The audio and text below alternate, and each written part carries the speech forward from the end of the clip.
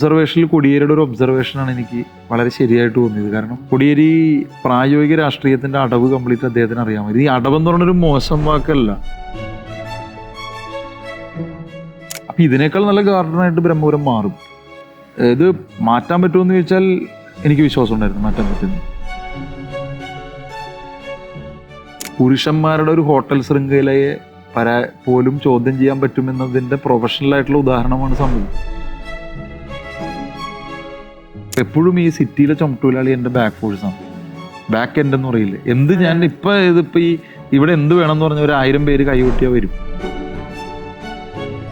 LDF കാണിച്ചു തന്നത് 5 കൊല്ലം തമ്മിലടിക്കാതെ ഈ പറയുന്ന മാനിഫെസ്റ്റോയിലെ കാര്യങ്ങൾ ചെയ്യാനാണ്. മാനിഫെസ്റ്റോ ജനങ്ങളുടെ കൂടിയാണ്, LDFന്റെ മാത്രമല്ല. അവരായിട്ട് ചർച്ച ചെയ്തുണ്ടാക്കുന്ന മാനിഫെസ്റ്റോ. LDFന്റെ വനിതാ മേയർക്ക് ക്ലിയർ മാൻഡേറ്റ് കൊടുത്താൽ ഇന്ന് കാണുന്നതിൻ്റെ ഇരട്ടി കാര്യങ്ങൾ ആ മേയർ ചെയ്യും എന്നാണ് എൻ്റെ വിശ്വാസം.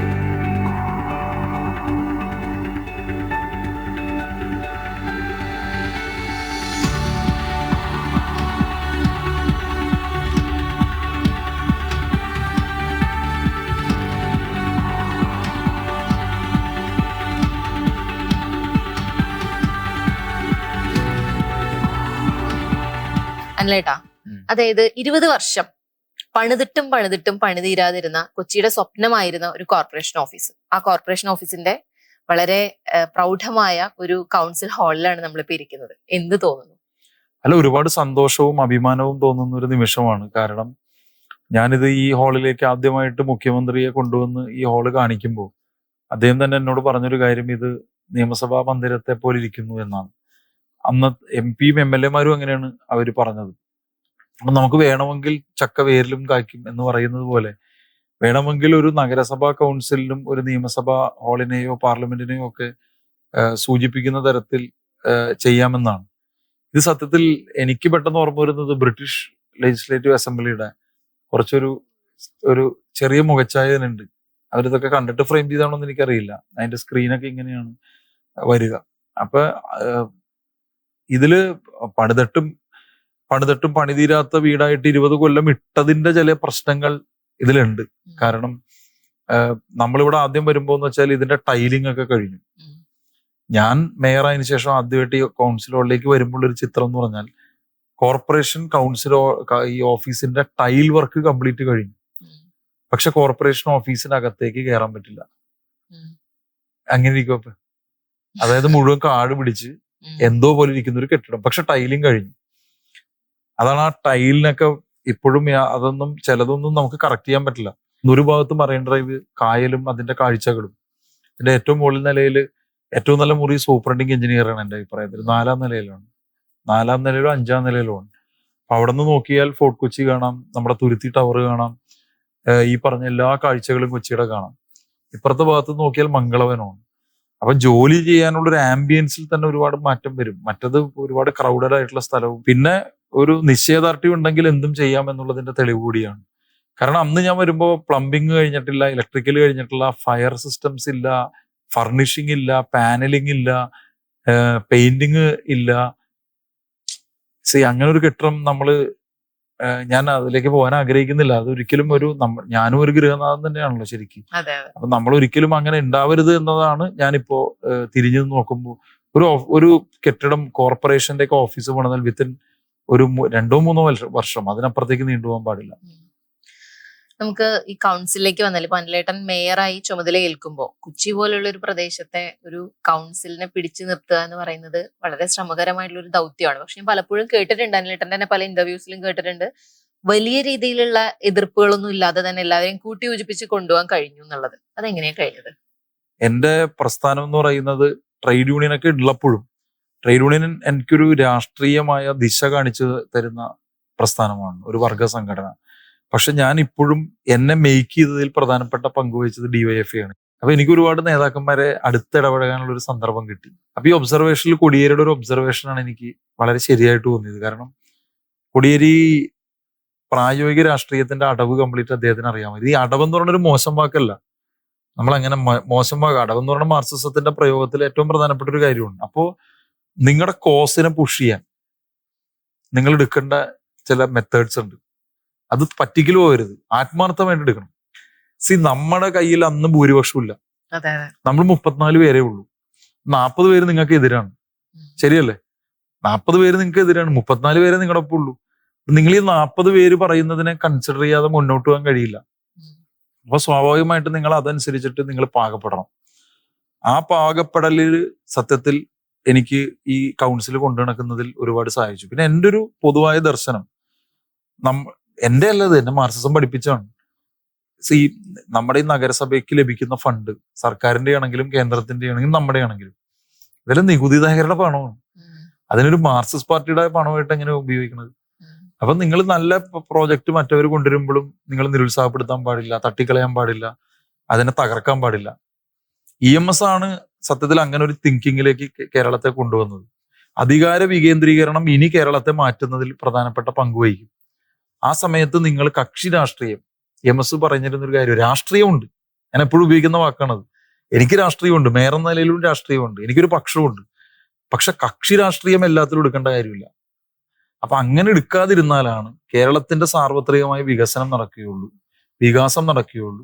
CPIM-ന്റെ നിലനിൽപ്പിന് ഇത് വളരെ പ്രധാനപ്പെട്ട ഒരു കാര്യമാണെന്നാണ് ഞാൻ വിശ്വസിക്കുന്നത്. അതുകൊണ്ട് എടുത്ത എല്ലാ നടപടികളും പൊളിറ്റിക്കലാണ്. അത് മനുഷ്യർക്ക് മനസ്സിലാവുന്നുണ്ടാവില്ല, പക്ഷെ ഞാൻ വിചാരിക്കുന്ന എതിരാളിക്ക് മനസ്സിലാവുന്നുണ്ടെന്നാണ്. അതുകൊണ്ട് എതിരാളി ശക്തമായി തന്നെ ആക്രമിച്ചിട്ടൊക്കെ ഉണ്ട്. പക്ഷെ ആക്രമണത്തിനിടയിൽ അവർക്ക്, നമ്മൾ പറയില്ലേ, ഇങ്ങനെ നമ്മളൊരു കാര്യത്തെ വന്ന് ശക്തമായ ഒരു സ്ഥലത്ത് വന്ന് ഇടിച്ചുകൊണ്ടിരിക്കും നമ്മൾ. അപ്പൊ ഈ ഇടിയുടെ ഇടയിൽ അതിനെ നിങ്ങൾക്ക് എവിടെയെങ്കിലും അതിനൊരു വിള്ളൽ ഉണ്ടാക്കിയാലേ നിങ്ങൾക്ക് കയറാൻ പറ്റുള്ളൂ. ആ വിള്ളൽ അവർക്ക് ഉണ്ടാക്കാൻ പറ്റിയിട്ടില്ല. കാരണം ഇടിക്ക്, ഞാൻ ആ വാചകം പറഞ്ഞ് അവസാനിപ്പിക്കാം, ഇടിക്ക് ശക്തി ഉണ്ടായില്ല. കാരണം അവരുടെ കരുത്തോടുകൂടി അവർ ഇടിക്കുമ്പോൾ അവരുടെ സർവ്വസന്നാഹവും വെച്ച് ഇടിക്കാൻ പറ്റാത്ത വിധത്തിൽ നമ്മൾ എടുത്തിട്ടുള്ള ഈ നല്ല നിലപാടുകൾ അവരുടെ പ്രഹരശേഷിയെ കുറയ്ക്കുകയാണ് ചെയ്തത്. അതായിരുന്നു എന്റെ പ്രധാനപ്പെട്ട സംഭാവന. ഈ നിലപാടുകളിൽ രാഷ്ട്രീയം ഉണ്ടായിരുന്നു എന്ന് പറഞ്ഞല്ലോ, അത് ഇപ്പോ ഈ കൗൺസിലിന്റെ വികസന പദ്ധതികൾ ഓരോന്നും എടുത്തു നോക്കുമ്പോൾ നമുക്ക് മനസ്സിലാകുന്ന കാര്യമാണ്. സമൃദ്ധി, 20 രൂപയ്ക്ക് ഭക്ഷണം കിട്ടുന്ന വിശപ്പില്ലാത്ത കൊച്ചി, വിശപ്പരഹിത കൊച്ചി, അതെ വിശപ്പരഹിത കൊച്ചി. പിന്നെ മാലിന്യ ഇല്ലാതാകുന്ന കൊച്ചി. അല്ല, അതിൽ തന്നെ ഒരു വാചകമുണ്ട്. നിങ്ങൾ സമൃദ്ധി ഉദ്ഘാടനം ചെയ്യിച്ചത് മഞ്ജു വാര്യർ. അതൊരു വളരെ ഇമ്പോർട്ടന്റ് ഡിസിഷൻ ആണെന്ന്. സമൃദ്ധി സ്ത്രീകൾ സ്വന്തം കാലിൽ നിൽക്കുന്നതിന്റെ കൂടി ഉദാഹരണമാണ്. ഒരു സ്ത്രീക്ക്, ഒരു ഗ്രൂപ്പ് ഓഫ് സ്ത്രീകൾക്ക് നിങ്ങളുടെ ഇവിടെയുള്ള ഏത് ഹോട്ടൽ ശൃംഖലയെയും വെല്ലുവിളിക്കാൻ പറ്റുന്നുള്ളതിന്റെ തെളിവാണ് സമൃദ്ധി. പുരുഷന്മാരുടെ ഒരു ഹോട്ടൽ ശൃംഖലയെ പോലും ചോദ്യം ചെയ്യാൻ പറ്റുമെന്നതിന്റെ പ്രൊഫഷണൽ ആയിട്ടുള്ള ഉദാഹരണമാണ് സമൃദ്ധി. അത് നമ്മുടെ ഒരു നിലപാടിന്റെ കൂടി ഭാഗമാണ്. ഇങ്ങനെയുള്ള ചില ഇപ്പൊ art space Kochi, cultural policy പൊളിറ്റിക്കലാണ്. കൊച്ചിയുടെ സാംസ്കാരിക നയം നമ്മൾ ചെയ്യുമ്പോൾ ഇന്ത്യ മുഴുവനും ഒരു ഏകശിലാരൂപത്തിൽ കൊണ്ടുവരാൻ ശ്രമിക്കുന്ന ഒരു സംസ്കാരത്തിനുള്ള ഒരു മറുപടിയാണ് കൊച്ചി. മനസ്സിലായില്ല? അപ്പൊ എല്ലാം പൊളിറ്റിക്കലാണ്. ഞാൻ ചെയ്യുന്നതും പെരുമാറുന്നതും സംസാരിക്കുന്നത്, ഞാൻ എപ്പോഴും പറയുന്ന ഒരു കാര്യമുണ്ട്, നമ്മുടെ ഒരു ശ്വാസത്തിൽ പോലും രാഷ്ട്രീയമുണ്ട്, ശ്വസനത്തിൽ പോലും രാഷ്ട്രീയമുണ്ട്. പക്ഷെ അത് ഈ എതിരാളി ഇപ്പൊ ചില ആളുകൾ പറയുന്നതും ഈ ആള് നല്ല ആളാണ്, അതിപ്പോ അങ്ങനെ കൊണ്ടുവരികയാണല്ലോ, ഈ ആള് നല്ല ആളാണ്, പക്ഷെ ഇയാളുടെ പാർട്ടി ശരിയാണ്. പക്ഷെ ഞാൻ പറയുന്നു, ഇങ്ങനെ എന്നെ ആക്കാൻ പഠിപ്പിച്ചത് എന്റെ പാർട്ടിയാണ്. ഞാൻ ചെയ്യുന്ന എല്ലാ കാര്യവും മാർക്സിസത്തെ അടിസ്ഥാനപ്പെടുത്തിയാണ്. നിങ്ങൾ മാർക്സിസത്തെ അറിയില്ല എന്ന് ചില ആളുകൾ പറയില്ലേ, ദുർഗ്രഹമായ ഒരു കാര്യമാണ്. നമ്മൾ ഈ ചെയ്യുന്ന നല്ല കാര്യങ്ങളാണ് മാർക്സിസം. അല്ലാട്ടെ, ഇപ്പോ സമൃദ്ധിയുടെ കാര്യം പറഞ്ഞല്ലോ. സമൃദ്ധി സത്യത്തിൽ എനിക്കൊരു അത്ഭുതമാണ്. 20 രൂപയ്ക്ക് ഭക്ഷണം കിട്ടുകയാണ്, നമുക്ക് ആവശ്യത്തിനുള്ള എല്ലാ കറികളും കൂട്ടി കഴിക്കാം. ഇപ്പോ അൽഫാം വരെ കിട്ടുന്നു എന്നുള്ളതാണ്. അപ്പോ ഈ ഒരു ഐഡിയ എങ്ങനെ വന്നു എന്നാണ് എനിക്ക് ചോദിക്കാനുള്ളത്. LDF-ന്റെ മാനിഫെസ്റ്റോ ചർച്ചയിൽ ഞാൻ തന്നെ ഇതൊരു പോയിന്റ് ആയിട്ട് ഉന്നയിച്ചു. അന്ന് പാർട്ടി ജില്ലാ സെക്രട്ടറി ആയിരുന്ന CN പെട്ടെന്ന്, ശരിയാണത്, വലിയൊരു ആശയമാണ്, നമുക്ക് ചെയ്യണം. LDF മാനിഫെസ്റ്റോയിൽ വന്നു. മാനിഫെസ്റ്റോയിൽ വന്നിട്ട് ഇത് എന്ത് ചെയ്യുന്ന ഇങ്ങനെ ആലോചിച്ചു. കോവിഡ് കാലത്തെ ഭക്ഷണം. അപ്പൊ ഞാൻ ഈ കിറ്റായിരുന്നു അതുവരെ കൊടുത്തുകൊണ്ടിരുന്നത്. അപ്പൊ കിറ്റ് കൊടുത്തോണ്ടിരിക്കുമ്പോ ശ്രീജിത്ത്, എന്റെ സഹപ്രവർത്തകൻ ശ്രീജിത്ത് പറഞ്ഞു നമുക്ക് ഭക്ഷണം വെച്ചു കൊടുക്കണം. അപ്പൊ ഞാൻ പറഞ്ഞത് വേണ്ട, നമുക്ക് കിറ്റ് കൊടുത്താൽ പോരെ. അല്ല, അന്ന് എന്താ വെച്ചാൽ ഈ വീട്ടിലെ ആൾക്കും ഭക്ഷണം വയ്ക്കാൻ പറ്റാത്തൊരു അന്തരീക്ഷം, കിറ്റ് കിട്ടിയിട്ട് കാര്യമില്ല. ഞാൻ പറഞ്ഞത് റിസ്ക് ചെയ്യണം. അല്ല, തുടങ്ങും 2 ദിവസം നോക്കാന്ന് പറഞ്ഞു. അങ്ങനെ നിൽക്കുമ്പോ ഞാൻ ടി ഡി മോളിൽ അപ്പൊ ടി ഡി മോളിൽ തന്നെ വിളിച്ചു കറക്റ്റ് ആ ടൈമിൽ. അതാണ് പറഞ്ഞത്, ഇത് പലതരം എന്താ പറയുന്ന അൺസർട്ടനിറ്റീസ് കണക്ട് ചെയ്തിട്ടാണ് ഒരു സർട്ടനിറ്റി വരുന്നത്. അപ്പൊ വേണിച്ചേട്ടൻ ടി ഡി മോളൊക്കെ എന്നോട് വലിയ ബന്ധമുണ്ട്. അവരുടെ ഇതൊക്കെ അടച്ചു കിടക്കുന്നു. ഇപ്പൊ മേറെ നമുക്ക് ഞങ്ങളുടെ കുറച്ച് സാധനമൊക്കെ ഞങ്ങളുടെ ഉണ്ട്, നിങ്ങൾ എന്തെങ്കിലും ഇപ്പൊ കിച്ചൺ ചെയ്യുന്നുണ്ടോ, ജനകീയ കിച്ചൺ ചെയ്യണമെങ്കിൽ ഇവിടെ എടുത്തോ, നിങ്ങൾ സുതാര്യമായിട്ട് ഞാൻ കുറച്ച് ദിവസത്തെ സാധനം തരാം, എനിക്ക് തിരിച്ചു തരണം, പിന്നെ ഇത് അടുക്കളയും സൗകര്യങ്ങളൊക്കെ എടുത്തോളാൻ പറഞ്ഞു. ഞാൻ അവിടെ ചെന്ന് നോക്കി. അപ്പൊ അത് വെച്ചിട്ട് തുടങ്ങി. ഇത് 2-3 ദിവസം കഴിഞ്ഞപ്പോ ഇത് ഹിറ്റായി. അങ്ങനെ നമ്മൾ ഇത് കുറെ കഴിഞ്ഞ് അപ്പൊ പിന്നെ അതൊരു അരങ്ങായി മാറാൻ തുടങ്ങി. എല്ലാവരും അതൊന്ന് കാണുന്നു, പൈസ കിട്ടാൻ തുടങ്ങി. ചുമട്ടുതൊഴിലാളികൾ വലിയ സേവനം അവിടെ നിന്ന് ചെയ്യാൻ തുടങ്ങി. ഇപ്പൊ എപ്പോഴും ഈ സിറ്റിയിലെ ചുമട്ടുതൊഴിലാളി എന്റെ ബാക്ക് ഫോഴ്സ് ആണ്, ബാക്ക് എൻഡ് എന്ന് പറയില്ലേ. ഞാൻ ഇതിപ്പോ ഇവിടെ എന്ത് വേണം എന്ന് പറഞ്ഞ 1000 പേര് കൈകൊട്ടിയാ വരും. അതാണ് സിറ്റി ചുമട്ടിന്റെ. അത് ഞാൻ വിദ്യാർത്ഥി കാലം തുടങ്ങിയുള്ള ബന്ധമാണ്. ആ സമയത്ത് ഒരു സംഭവം ഉണ്ടായി. ഒരു പത്രം, ഞാൻ പത്രത്തിന്റെ പേര് പറയണില്ല, എന്റെ വലിയ അടുത്ത പത്രമുണ്ട്, നമ്മുടെ അത്ര അടുത്ത പത്രമല്ല, ഞാനായിട്ട് പ്രശ്നമില്ല. അപ്പൊ ആ പത്രം അന്ന് ഒരു വലിയ ക്യാമ്പയിൻ ജനകീയ ഹോട്ടലിനെതിരെ കൊണ്ടുവന്നു. ഇത് മറികടക്കണം എന്ന് എനിക്ക് തോന്നുന്നു. അപ്പൊ ഞാൻ അന്ന് ജനകീയ ഹോട്ടൽ ഞാൻ കൗൺസിലർ ആയിരുന്ന ഡിവിഷനിൽ ഞാൻ കണ്ടിട്ടുണ്ട് കോവിഡ് കാലത്ത്.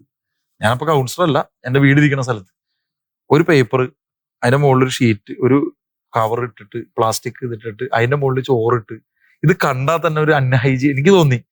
പാവപ്പെട്ട സ്ത്രീകൾ ചെയ്യുന്നു, അതിനെ ഒരു വലിയ വാർത്തയാക്കി. നമ്മുടെ അവിടെ അല്ല, എവിടെയോ. ഇതൊരു ഫിറ്റിംഗ് ആൻസർ ആവണമെന്ന് തോന്നി. അങ്ങനെയാണ് ഏറ്റവും മോസ്റ്റ് മോഡേൺ അടുക്കള. ഞാനന്ന് ആലപ്പുഴയിലും വിട്ടു ഇവരെ, ഐഫ്രമിന്റെ ആൾക്കാരെ. അന്നാണ് ഐഫ്രം, അത് കുന്നംകുളത്ത് മൊയ്തീൻ സഖാവിന്റെ മണ്ഡലത്തിൽ ഇതുപോലൊരു ജനകീയ ഹോട്ടലുണ്ട്, അതാണ് ബെസ്റ്റ് എന്ന് പറഞ്ഞു. അപ്പൊ അതിനെ തിരിച്ചു കൊണ്ടുവന്നു. ചുമട്ടുതൊഴിലാളി സ്ഥിരം ചെയ്യണ പോലെ പച്ചക്കറി പലർക്കും കടമായിട്ട് തന്നു, തുടങ്ങി. അവരുടെ പൈസ തിരിച്ചു കൊടുത്തു. പിന്നെ ഇത് ഡൈവേഴ്സിഫൈ ചെയ്യാൻ തുടങ്ങി, ക്രോസ് സബ്സിഡി തുടങ്ങി. എല്ലാ മാസവും ഞാൻ റിവ്യൂ നടത്തും, എല്ലാ ദിവസവും ആദ്യം പോകും. പിന്നെ ഷീബാലാലിനെ ഏൽപ്പിച്ചു.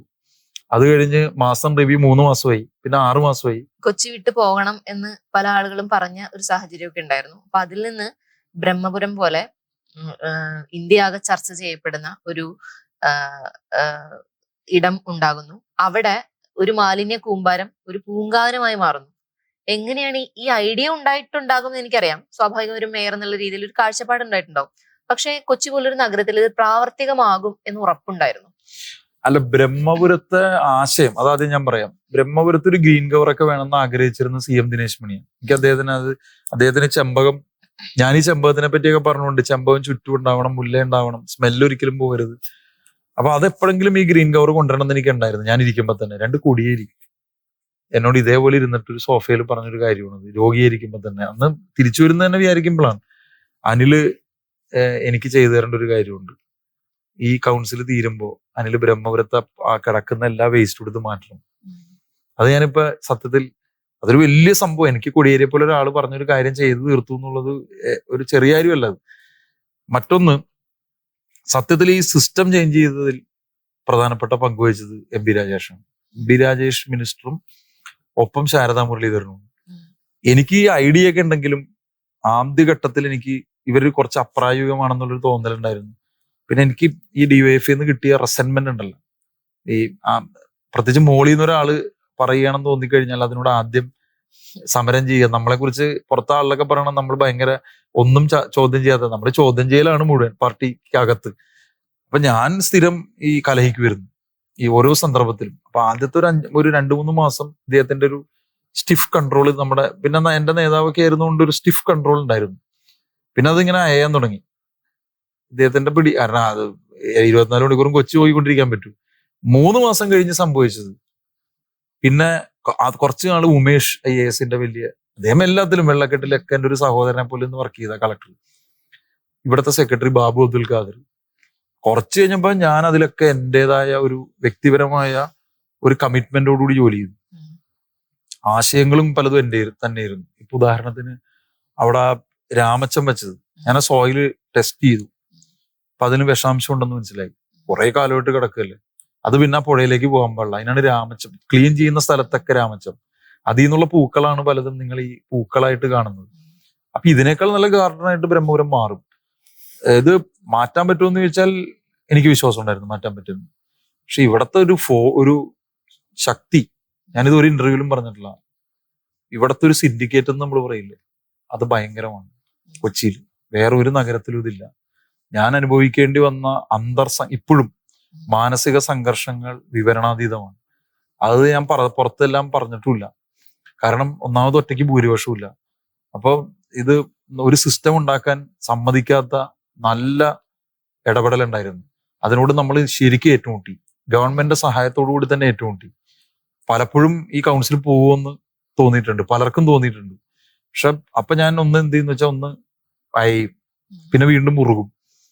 ഞാൻ വിചാരിക്കുന്ന ഒരു നല്ല ക്ലിയർ ഭൂരിപക്ഷത്തോടുകൂടി ഒരു മേയർ വന്നാൽ ഇങ്ങനെയല്ല നിൽക്കേണ്ടത്, ഇതിലൊരു 10 ഇരട്ടി മുമ്പോട്ട് പോകാം. ഇപ്പൊ 50-ാം സ്ഥാനത്തല്ലേ നമ്മൾ വന്നത്, ആദ്യത്തെ 5 സ്ഥാനത്ത് കൊച്ചി വരും.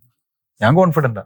ഇപ്പോ കൊച്ചിയിൽ ജീവിക്കുന്നു എന്ന് പറയുന്ന ഒരു സ്ത്രീ എന്ന നിലയിൽ എനിക്ക് പേഴ്സണലി എനിക്ക് അഭിമാനകരമായ ഈ കോർപ്പറേഷന്റെ ഒരു പദ്ധതി എന്ന് പറയുന്നത് സ്വാഭാവികമായും ഷീ ലോഡ്ജാണ്.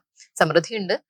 ഇപ്പൊ എന്റെ പല സുഹൃത്തുക്കളും കൊച്ചിയിൽ വരുമ്പോൾ ഒരു സാമൂഹ്യ പ്രവർത്തനത്തിന്റെ ഭാഗമായി നമ്മൾ ഇവിടെ നിൽക്കുമ്പോൾ ചോദിക്കുമ്പോൾ നമുക്ക് സജസ്റ്റ് ചെയ്യാൻ കഴിയുന്ന, വളരെ അഭിമാനത്തോടുകൂടി പറയാൻ കഴിയുന്ന ഒരു പദ്ധതി കൂടിയാണ് ഷീ ലോഡ്ജ്. UDF ഭരണസമിതിയുടെ കാലത്ത് അവിടെ അവര് ഉദ്ദേശിച്ചിരുന്ന ഒരു BOT ആണ്. ഒരുത്തം കൊണ്ടുവന്ന് കാശ് ഇൻവെസ്റ്റ് ചെയ്തിട്ട് അപ്പൊ എന്തായിരിക്കും അതിന്റെ റേറ്റ് എന്ന് ആലോചിച്ചാൽ മതി. ശ്രീയു അല്ലായിരുന്നു. അപ്പൊ നമ്മുടെ കൗൺസിൽ വന്നപ്പോൾ നമ്മളത് തീരുമാനിച്ചു, ഇത് റിപ്പയർ ചെയ്തിട്ട് പെട്ടെന്ന് നമുക്ക് ഷീ ലോഡ്ജ് ആക്കണം സ്ത്രീകൾക്ക്. അത് ഈ പറഞ്ഞ സ്ത്രീകളുടെ അവകാശത്തിന്റെയും പാവപ്പെട്ട സ്ത്രീകൾ വരുമ്പോൾ അവിടെ താമസിക്കണം എന്നുള്ളതിന്റെയും പേരിലാണ്. അത് കുടുംബശ്രീ ഏൽപ്പിക്കുന്നതിന് കൗൺസിലിൽ അവർ എതിർക്കുകയൊക്കെ ചെയ്തു ചിലർ. ഞാൻ പറഞ്ഞു നിങ്ങൾ ഒരു കൊല്ലം നോക്ക്, നഷ്ടമാണെങ്കിൽ. അപ്പൊ മേയറെല്ലാം കുടുംബശ്രീക്ക് എഴുതി കൊടുക്കുകയാണെന്നായിരുന്നു ഇവരുടെ വിമർശനം. ഇപ്പൊ എന്തായി? ഇപ്പൊ ആ പദ്ധതിയിൽ നിന്നും എല്ലാ മാസവും കോർപ്പറേഷൻ വരുമാനം ഉണ്ടാക്കുന്ന ഒരു പദ്ധതിയായിട്ട് അത് മാറി. ഒരുപാട് പേർക്ക് ഉപകാരമുള്ള പദ്ധതി. ഷീ ലോഡ്ജ് ഒരു സക്സസ് ആയിരുന്നു. നമുക്ക് തുരുത്തിയെ കുറിച്ച് സംസാരിക്കാതിരിക്കാൻ കഴിയില്ല. ഗുജറാത്തിൽ ചേരികളൊക്കെ കെട്ടിമറിച്ചപ്പോ കൊച്ചിയില് ചേരി എന്ന് പറയുന്ന ആശയത്തെ, ആ വാക്കിനെ തന്നെ മാറ്റിമറിച്ചുകൊണ്ട് അവർക്ക് താമസിക്കാൻ ഇടം കൊടുക്കുന്നു, അതും വിശാലമായ ഇടം. ആ ഒരു രാഷ്ട്രീയത്തെ എങ്ങനെയാണ് വിലയിരുത്തുന്നത്? അല്ല, ഇത് പഴയൊരു പദ്ധതി, ഒറ്റ ഫ്ലാറ്റ് ആയിരുന്നു ആ പദ്ധതി. നമ്മൾ 2 ഫ്ലാറ്റും തീർത്തു. അപ്പൊ അതില് ഒരു നിശ്ചയദാർഢ്യവും പൊളിറ്റിക്കൽ മെസ്സേജ് ഉണ്ട്. അതേ പറഞ്ഞ നമ്മൾ ചെയ്ത എല്ലാത്തിലും പൊളിറ്റിക്സ് ഉണ്ട്. ഞാനിവിടെ മേയറായി ചുമതലയേറ്റപ്പോ എന്റെ ഗൗൺ അഴിച്ചു വെച്ച് ആദ്യം പോയത് തുരുത്തിയുടെ നിർമ്മാണ സ്ഥലത്ത്. അതൊരു മെസ്സേജിങ് ആണ്. ഞങ്ങളുടെ പ്രയോറിറ്റി ഇതാണ്, പാവപ്പെട്ടവരാണ്, സാധാരണക്കാരാണ്. കമ്മ്യൂണിസ്റ്റ് പാർട്ടി കേരളത്തിൽ എല്ലാവർക്കും ഭൂമി സമരം ചെയ്ത് വാങ്ങിക്കൊടുത്ത പ്രസ്ഥാനമാണ്. സമരം ചെയ്യുക മാത്രമല്ല, അതിന് 57 EMS വന്നപ്പോൾ ആദ്യത്തെ പ്രഖ്യാപനം, ഇനി മുതൽ ഒരു കുടയെടുപ്പുകാരനെയും ഭൂമിയിൽ നിന്നും ഇറക്കി വിടില്ല, ഒരു തൊഴിൽ സമരത്തിലും പോലീസ് ഇടപെടില്ല. ഇത് സർക്കാരിന്റെ ഒരു നയമാണ്. അതൊരു വലിയ ദൂരവ്യാപകമായ പ്രത്യാഘാതം കേരളത്തിന്റെ അന്തരീക്ഷത്തിൽ ഉണ്ടാക്കിയ പ്രഖ്യാപനമാണ്. പിന്നീട് മുടവൻ മുകളിൽ AKG ഈ ലെജിസ്ലേഷനിൽ വെള്ളം ചേർക്കാനുള്ള ശ്രമവും അതിനെ അട്ടിമറിക്കാനുള്ള ശ്രമവും 10-20 വർഷക്കാലം അത് തുടർന്നു. പക്ഷെ AKG അന്ന് നമ്മളെല്ലാം കേട്ടിട്ടുള്ള മുടവൻ മുകളിൽ മിച്ചഭൂമി പിടിച്ചെടുക്കാൻ വേണ്ടി ചെന്ന് ചെങ്കൊടി നാട്ടുന്ന സമരം. കമ്മ്യൂണിസ്റ്റ് പാർട്ടിയുടെ രാഷ്ട്രീയം ഭൂമിയുമായി ബന്ധപ്പെട്ടാണ് ഇന്ത്യയിൽ മുഴുവൻ. History of the Indian communist movement in India എന്ന് പറഞ്ഞൊരു പ്രസിദ്ധമായ പുസ്തകമുണ്ട്. EMS എപ്പോഴും കോട്ട് ചെയ്യുന്ന പുസ്തകം. ഞാനത് മുഴുവൻ ഒരുപാട് തവണ വായിച്ച പുസ്തകമാണ്. അപ്പൊ ഈ ലാൻഡ് സ്ട്രഗിൾസ് ആണ് കമ്മ്യൂണിസ്റ്റ് പാർട്ടിയെ മുന്നോട്ട് കൊണ്ടുപോയത്. അപ്പൊ അതിനെ വിട്ടിട്ട്, ഭൂമി എന്ന് പറയുന്നതിനെ വിട്ടിട്ട് കമ്മ്യൂണിസ്റ്റ് പാർട്ടിക്ക് ഒന്നും ചെയ്യാനില്ല. കാരണം ഒരു ബൂർഷ്വാ സമൂഹത്തിൽ ഉണ്ടാവേണ്ട ജനാധിപത്യ വിപ്ലവത്തിന്റെ ആവശ്യമായ ഒരു ഘടകമാണ് ഭൂപരിഷ്കരണം എന്ന് പറയുന്നത്. അത് ചെയ്യാതിരുന്നപ്പോ സമരം ചെയ്ത് നമുക്ക് പിന്നീട് ഈ പുതിയ നയങ്ങളുടെ ഭാഗമായി വന്ന മാറ്റങ്ങളിൽ ആളുകൾക്ക് ഭൂമിയും വീടും നഷ്ടപ്പെടുമ്പോൾ അവർക്ക് ഭൂമി കൊടുക്കുക എന്ന് പറഞ്ഞ പ്രധാനം. അതുകൊണ്ടാണ് ജനകീയാസൂത്രണം നമ്മൾ ചെയ്തുകൊണ്ടിരിക്കുന്നത്. ഇപ്പോ ലൈഫിൽ നമ്മൾ ചെയ്തുകൊണ്ടിരിക്കുന്നത് അതിദരിദ്ര. അപ്പൊ ഇതൊരു തുടർച്ചയാണ്. നിങ്ങൾ ഒറ്റ കാര്യം ആലോചിച്ചു, ഈ ഓഫീസിന്റെ ഉദ്ഘാടനത്തിന് പിണറായിയുടെ പ്രസംഗം എത്ര പൊളിറ്റിക്കലാണ്, ഒറ്റ സ്റ്റേറ്റ്മെന്റ് ആണ്. എന്താണത്? ആർക്കും മനസ്സിലായില്ലെന്ന് എനിക്ക് തോന്നുന്നു. LDF സർക്കാർ എന്താണോ കേരളത്തിൽ ചെയ്യുന്നത് അതാണ് കൊച്ചി നഗരസഭയിൽ ഈ മേയർ ചെയ്യുന്നത് എന്ന് പറഞ്ഞാൽ അതിന്റെ അർത്ഥം ഞങ്ങളുടെ എല്ലാവരുടെയും രാഷ്ട്രീയം ഒന്നാണ്, ഇതാണ് ഞങ്ങളുടെ ആൻസർ എന്നാണ്. അപ്പൊ അതൊരു ഫിറ്റിംഗ് ആൻസർ ആണ്. നമ്മൾ ഫിറ്റിംഗ് റിപ്ലൈ എന്നും പറഞ്ഞ ഇംഗ്ലീഷിലൊരു വാക്കുണ്ട്.